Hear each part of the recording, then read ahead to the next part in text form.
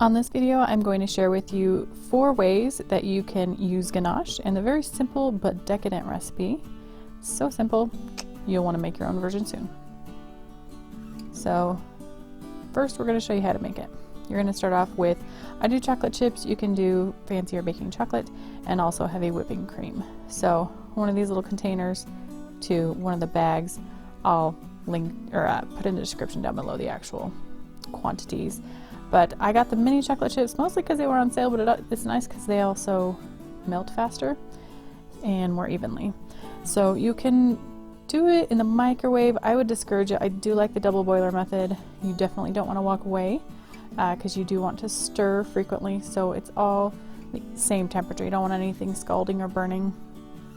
And we're basically just heating up the cream, melting the chocolate. And once it's just almost completely melted, you'll take it off and give it a final stir. And that's literally it. That's how you make ganache. But what do you do with this beautiful, calorie rich but so worth it dessert or ingredient? So one thing I will mention, you can do a milk chocolate version. This is a semi-sweet. You can do white chocolate if you really want. You can do a mix if you don't really like dark chocolate. You can do half and half, something like that. So the first application here is I'm just putting on a cake. It's pretty fresh, still very loose, and this works great as a regular kind of frosting, gives it that extra little moisture and flavor. I will say if you pop it in the fridge, it will solidify, so it's more of a fudgy texture, which I think is a little harder to cut into, so just be aware of that. It is probably best at room temperature if you use it this particular way. But if you have not checked out this video, it was for the Teen Trees Initiative. I've got a whole video on making this cake in particular. So this was just a small part of it. But let me know, what combination would you do? I think I would probably do like half semi-sweet, half milk chocolate next time. But here's the final product of that. And then moving on, I'm going to show you how to make it frosting a different way. You'll see here it is somewhat set up, a little bit solidified, definitely not super runny. I probably would recommend it actually being just a little bit more solid than that. But we're just going to whip it for a few minutes and get as much air in there to make it lighter and fluffier. And then you're going to have a whipped ganache. This is a really easy way to make a chocolate frosting, so you don't have to deal with cocoa powder and powdered sugar flying around. But you see here the difference in color. Once you whip it, it becomes much lighter than it originally was.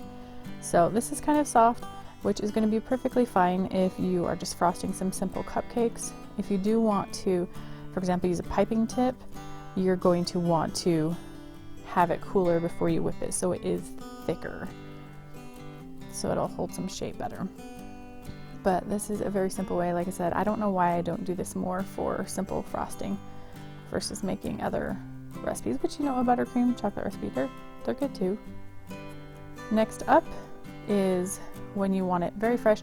Nice thing is, I put it in the fridge and then just melted that in the microwave again. You want to be really careful because it heats up quickly, but it's very versatile.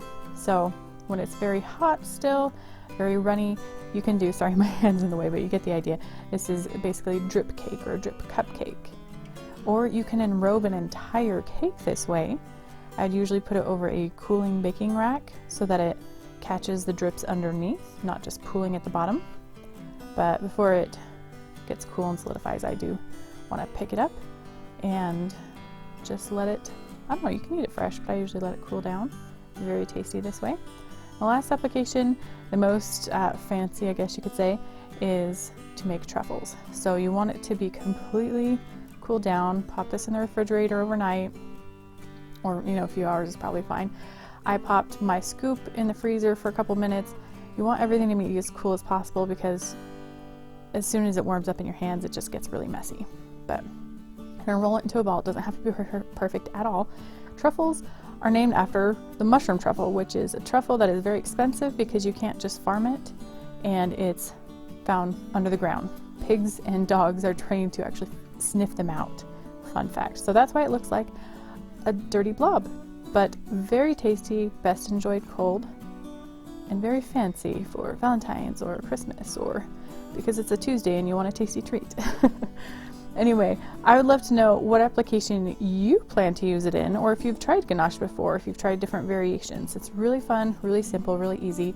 I recommend subscribing. You can also check out, I have an entire playlist. This takes it up to 10 different frosting recipes alone, as well as tons of other stuff. So subscribe, stay tuned. We'll see you next time. Have a great day.